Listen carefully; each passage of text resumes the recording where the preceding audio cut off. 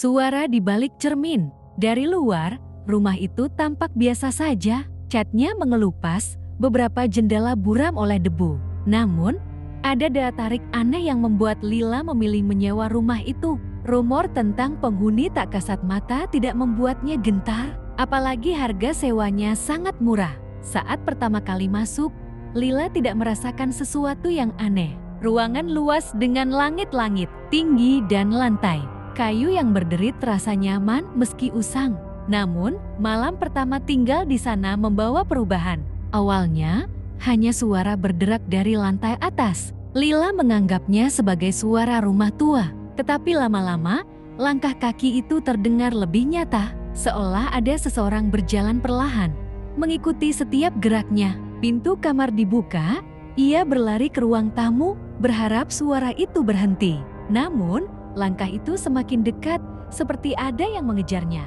Malam berikutnya, keanehan lain muncul. Suara halus berasal dari cermin besar di dinding kamar. Bisikan samar seolah terperangkap di balik kaca. Lila mengira itu hanya imajinasinya, tapi ketika ia mendekat, ia melihat bayangan seseorang berdiri di belakangnya. Ia terkejut, berbalik, namun ruangan itu kosong.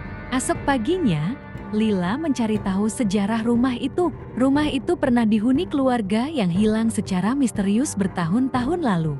Di antara cerita yang ia temukan, ada satu kisah tentang cermin besar yang selalu ada di rumah itu.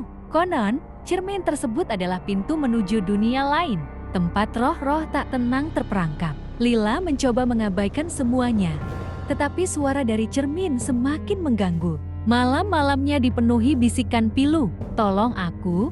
Suara itu memohon.